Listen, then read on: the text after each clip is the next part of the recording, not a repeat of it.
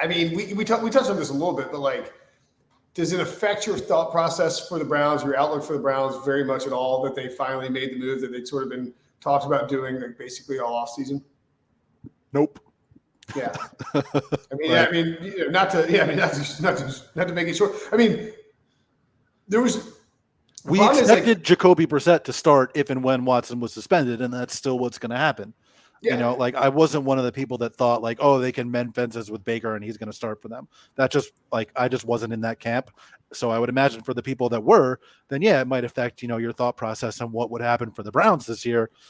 For me, it really doesn't. And I don't think it weighs on, I don't think this tells us all that much about what the Browns think in regards to, when or how long a Watson suspension is coming. I think it tells us absolutely zero. Yeah. This was a move that they were prepared to do no matter what happens to Watson, because they had already, all right, let me ask you a different question. If the Browns could go back in time 6 months, who was there and do whatever they wanted again through the offseason, who's their quarterback, right? Who's quarterback one right now? I mean, from the Browns' perspective or from my perspective? You get to be Jimmy Haslam for the day. I mean, if it was me, I would just, Baker would start again for one more year. Yes, I agree completely. I think that they would still, based on what they've said, I think they would still do the Watson trade. All right. Based on, everything they've said and done since then, sort of seems that way. Yeah, I guess you would not have done that. Yeah, and it depends on your feelings, from a moral perspective about trading for Watson. I think I don't know, the fact that all these cases started popping up again, more of them came out after the Watson trade. It's you don't know what you're going to get out of Watson for the next year plus. He could get 8 games, 12 games, indefinite suspension that keeps him out for the entire year, and then into 2023. And if that's the case, then all of a sudden you really wish you kept Baker and trying to figure out a way to make something work and get back on the same page and to just see what he could do in 2022 with a improved offensive line. You add Amari Cooper, still I would prefer to have Baker on that single year deal, knowing you're in purgatory a little bit with him because you don't know whether or not you want to give him a huge contract, but the idea that you give Watson this fully guaranteed deal and give up all that you gave up for him, and if he doesn't play this year, we're talking picks that could be really good for the Texans, and you just don't know when he's going to be on the field or if he's going to be available at all. And so 2022 with Jacoby Brissett isn't a playoff team for the Browns. No, and all of that is correct, and all of it, to me at least, is secondary to the moral implications of trading for someone that has been accused of what Watson's been accused of, and that they did it so soon after a grand jury declined to press charges, I think to me shows a misunderstanding of the grand jury process. Because first of all, a grand jury declining to press charges doesn't mean someone is innocent. Second of all, a new grand jury can be impaneled by the same prosecutor. A new prosecutor could be hired and decide to press charges on their own or impanel a new grand jury. This same prosecutor could decide to press charges even though the grand jury decided not to.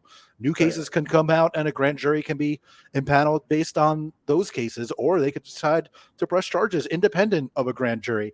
Usually these prosecutors send these things to a grand jury because they want to punt off the responsibility of being the one that decided whether or not to press charges. And I'm a lawyer. Prosecutors can get grand juries to do basically whatever they want based on the evidence they present in there.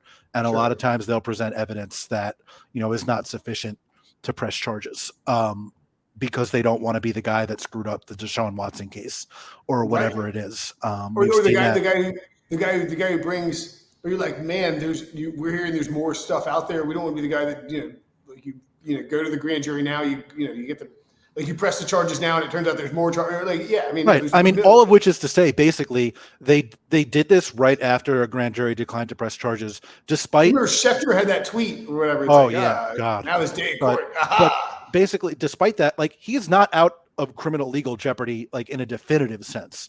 Like that's still something that could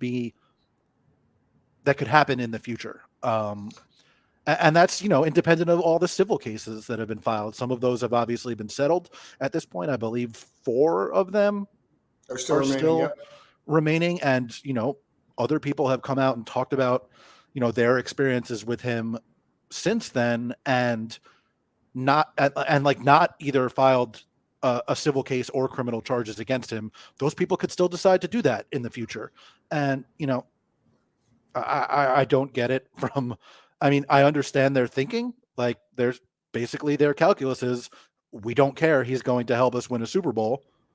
Maybe that happens. Maybe they consider that worth it. I don't. Well, I also think it shows a significant misunderstanding of how the NFL disciplinary system works as well. Right, which is basically, we can do whatever we want. It's been decided in court that they can do whatever they want. Yes. Yeah, and the NFL, it's like the NFL, it doesn't matter what the NFL, it's like, it doesn't matter if you settle these cases and, there's no, like definitive proof of you doing something wrong. There's no criminal charges. There's no civil cases pending. We'll just suspend you indefinitely because that's what we can do, and we can do whatever we want. We suspended Tom Brady like 4 games for allegedly conspiring to deflate footballs. You think we won't suspend you a year for these 22 cases? Like, they can do, and just they don't even have to have a reason, and they don't have to publicly state a reason, and they don't have to adhere to any sort of precedent or guidelines that are in their own CBA. Like, correct. In fact, if the third party, if Sue Anderson suspends him for 1 game, Roger Goodell can step in and say, no, I think it'll be 100 games. Right. The NFL itself can appeal the decision from the independently appointed, not investigator, arbiter. Yeah. It's not an arbiter because they're not in arbitration. Right. The hearing officer. I guess. Yeah. Whatever you want to call what Sue L. Robinson is. The NFL can appeal just as likely as, or the NFL has the same right to appeal that the NFLPA does. Yes, correct. Exactly. Unless there's no punishment, then the NFL can appeal. That's true. Yes, but it would be a shocker if Sue Robinson gave out no punishment for this. Right. But that's the only situation that the NFL can appeal.